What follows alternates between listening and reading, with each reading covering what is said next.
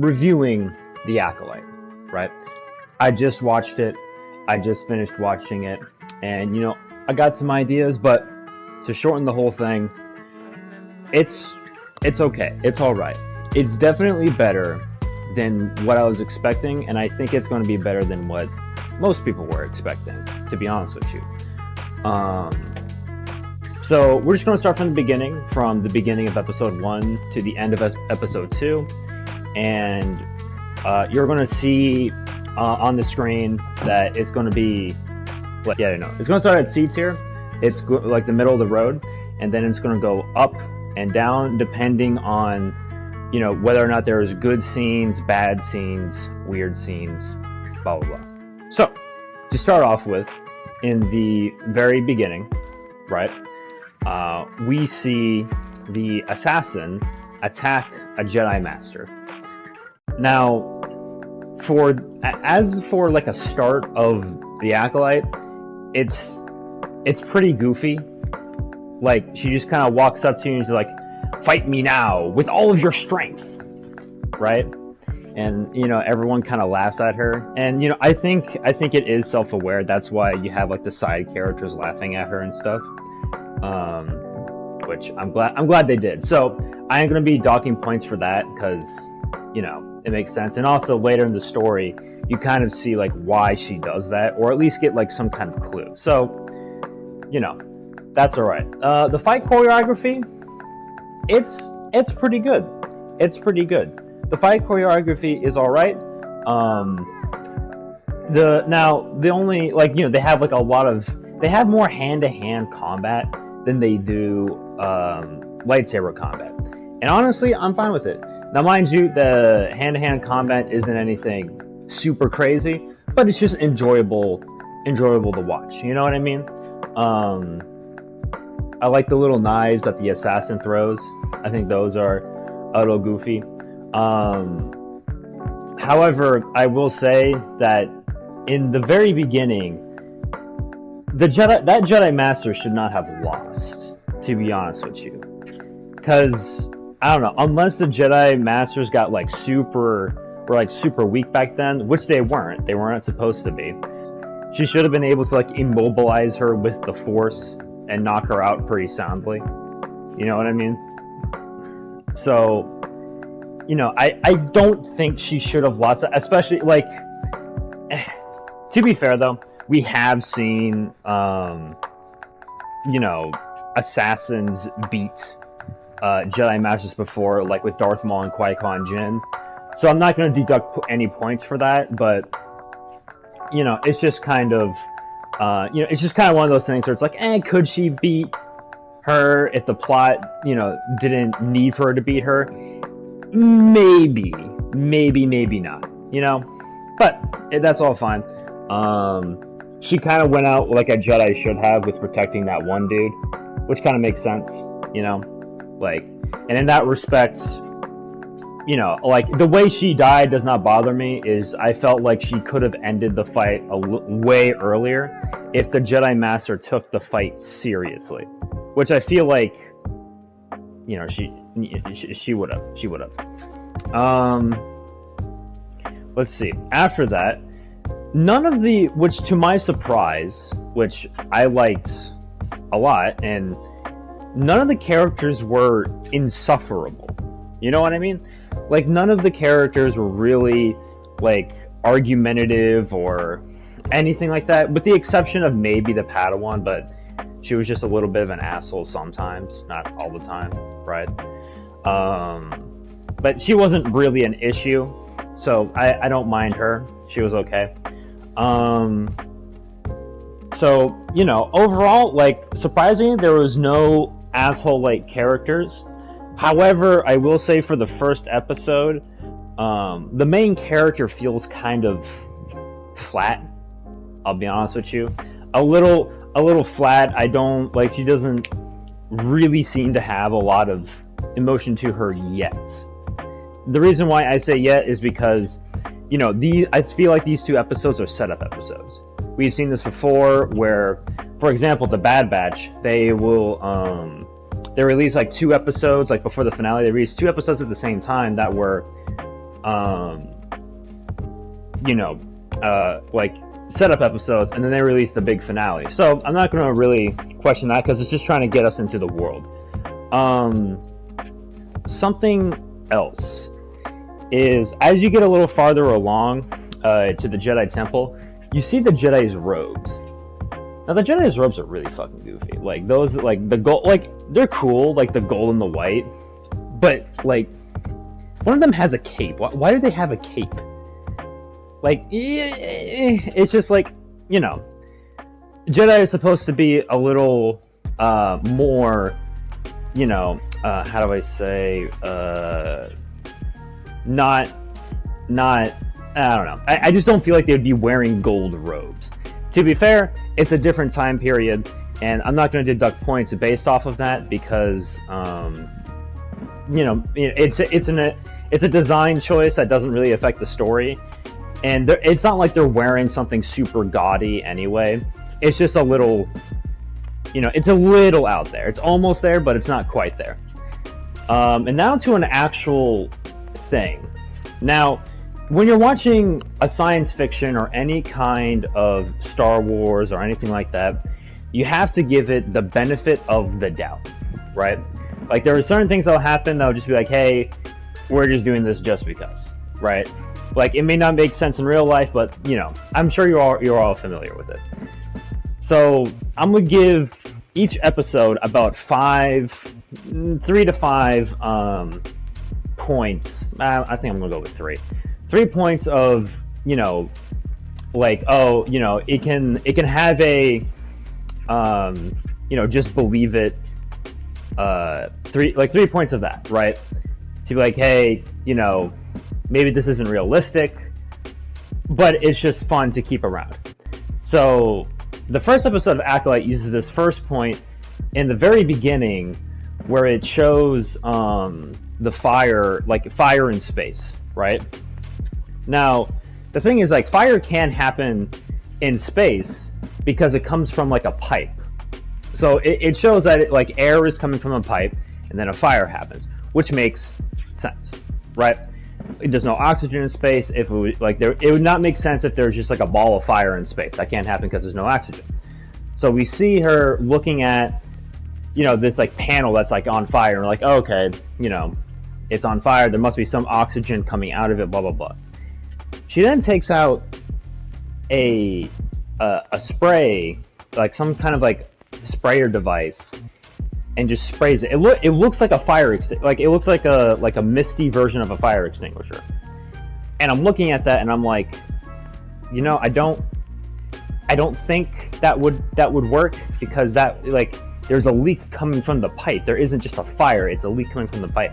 Now, it could have just been like some, like, I don't know, like super freeze spray. I have no idea. But I don't think that would do it. But yet again, suspend disbelief, all of that. So it gets, it only has 2 points left of suspending disbelief. The second thing that happens that is an actual criticism is kind of like the stupidity of the Jedi. Like, at least like the first 2 that we see. They, so, okay, they encounter the main character on the freighter, right? And, well, spoiler alert, by the way, but I'm assuming if you're watching this, you probably already watched it or something along those lines. But spoiler alert, the main character has a twin, and that twin's the one that's been killing the Jedi, right? And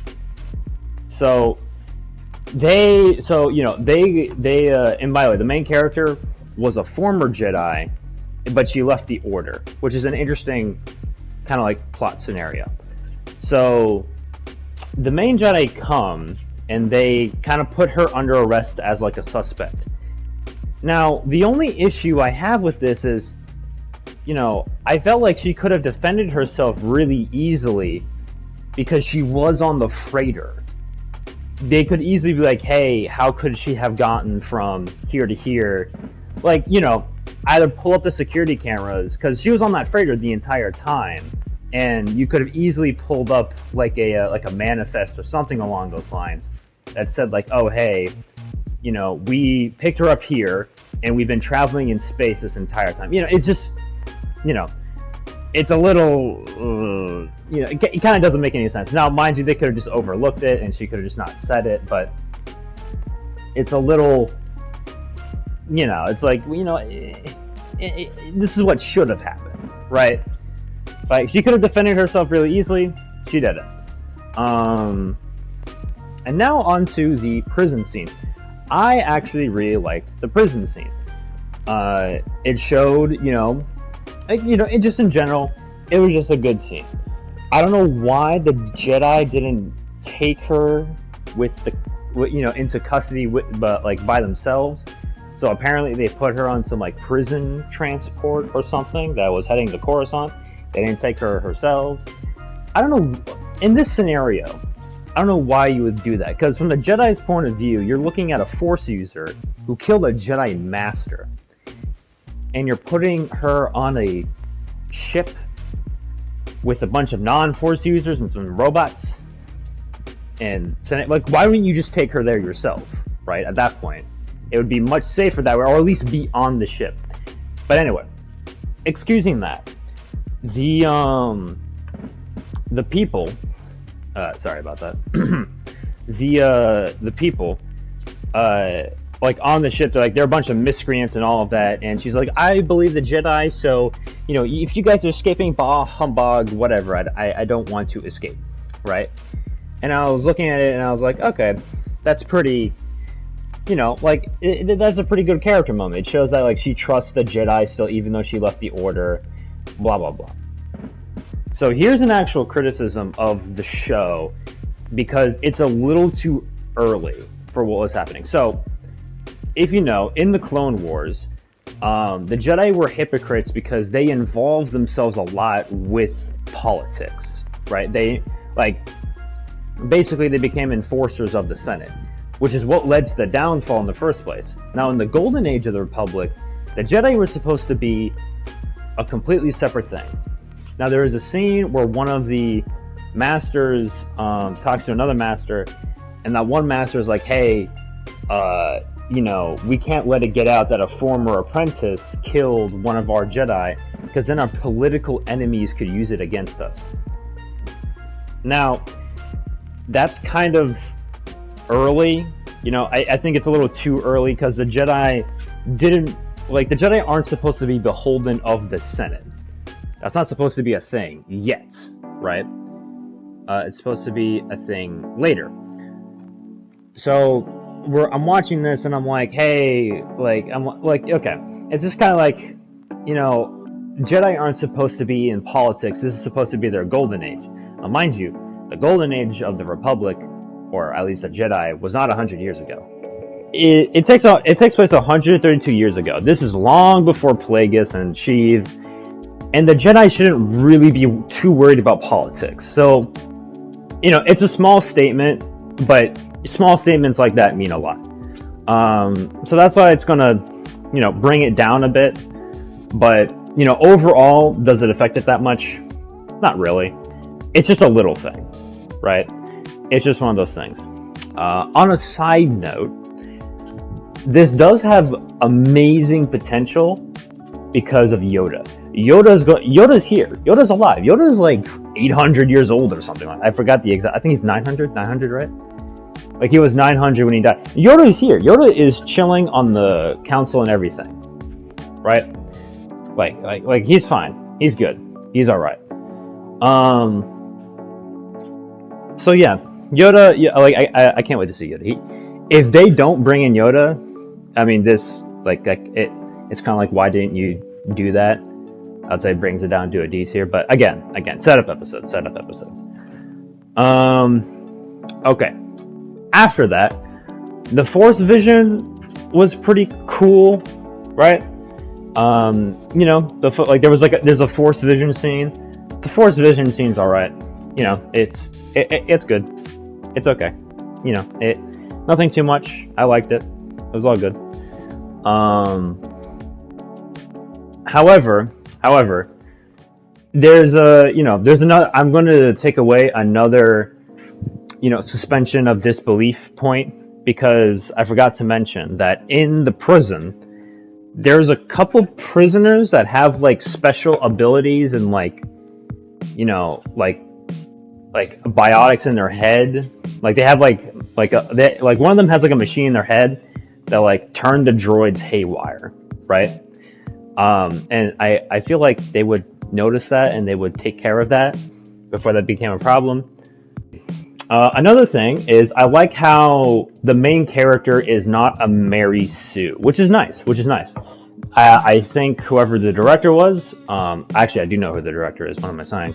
But I like how she's not a Mary Sue. They didn't go the Rey route because she tries to use the Force and fails, which is nice to see. It's refreshing to see a main character who doesn't immediately know, like, oh, this is how you use the Force, blah blah blah, right?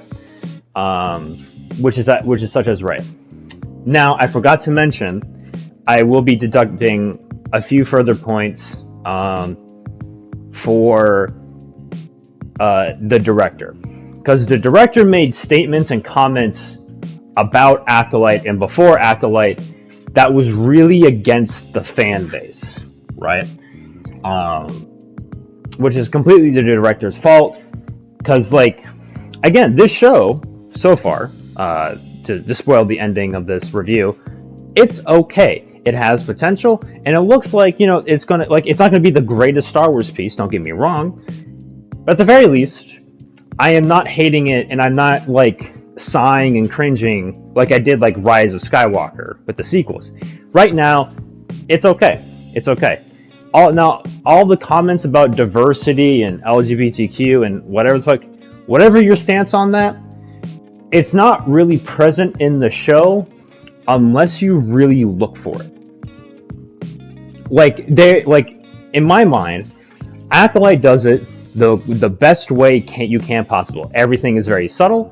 It's very like not in your face, which is how that kind of stuff should be handled. It's a good, again, in my mind, it's it's how you should handle that kind of stuff correctly.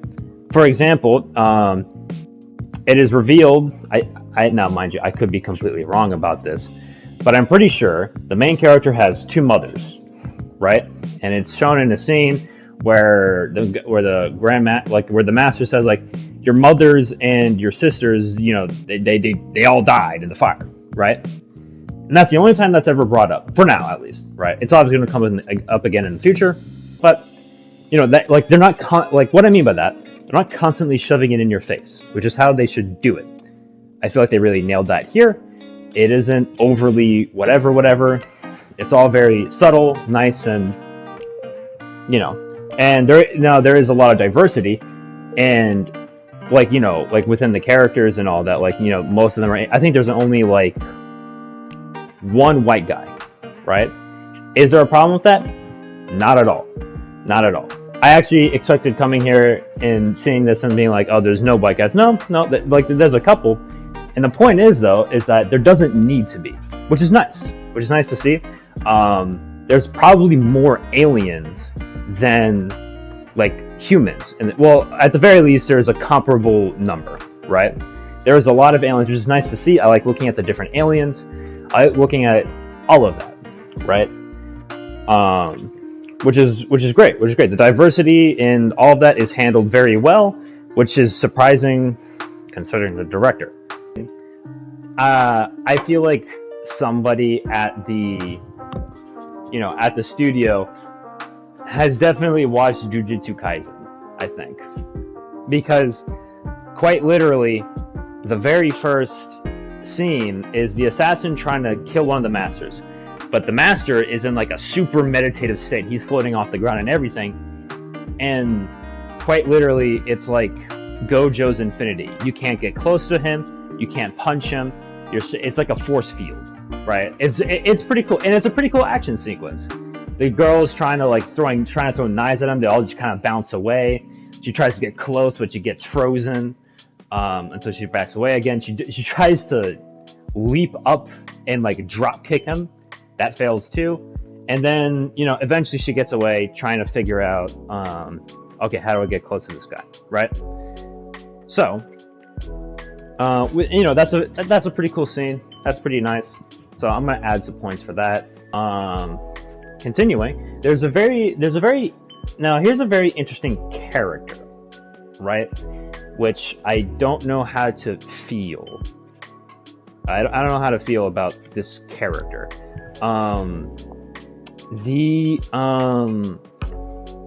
So basically, it's this guy that supplies the assassin with whatever, she needs.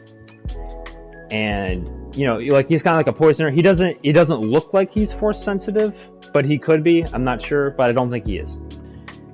Now, the only problem with that is that this guy, it looks like he knows too much. For example, it's the very first fact that he knows that there's a master. Now, could he be an acolyte? Sure. But is he an acolyte? No, I don't think so. It seems like I think he knows too much. Now, mind you, the Sith at this time, there's this thing called the Rule of Two. And the Rule of Two states there is only ever 2 Sith at a time, a master and apprentice. And now that doesn't mean you can't have people working for you, mind you. But I don't think this guy is supposed to know that there is a master and an apprentice. He's not supposed to know there's a master. He may know there's just one person, but it's just kind of like should he know? Probably not. But that's going to be like my final suspension of disbelief point. Moving on. Other than that, though, he's a pretty cool character. I like him. He's kind of like a sleazy guy. He knows how to make poison and toxins and stuff like that, and it's pretty cool. He does some neat stuff, right? Moving on to the scene where she actually kills the master.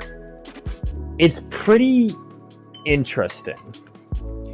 So the thing about it is, like, when she kills the master, she kills him with poison, but the way she gets him out of, like, the infinity, like the all protective barrier that she can't get through, is she just talks to him about a mistake that he did and about something that was her fault, all those, like a year ago. So it's the question of, is that one girl really a Sith? And what I mean by that is, the Sith in general, right? The Sith ideology is that it's like all about power. You use the Force for power. You use it for, domination and to be more powerful and get stronger than other people, right? It seems like here she's not really doing that. She's just kind of, like, she wants revenge, sure, but she's not doing it through the regular Sith way, and neither is the Master. Now, mind you, it is the Rule of Two. So, every Master is going to have a different styling, but it's just, it's just a little off, and it makes me think, and I'm not going to be deducting points for it, but it just makes me think, oh, maybe she isn't the actual apprentice, and maybe she's just like an assassin, like Maul was. Here comes the fight scene with the original Jedi Master that was actually the Master towards the main character. So she fights the sister, and there's clearly some struggle. It gets revealed that the sister doesn't know that the main character is alive, which is interesting to see. Which I think we can, like, from that we can deduce that there's been some manipulation from the Sith Master on his part towards the into the main character's sister, which is kind of interesting. And then the fight scene itself, it's pretty good. It's pretty baller.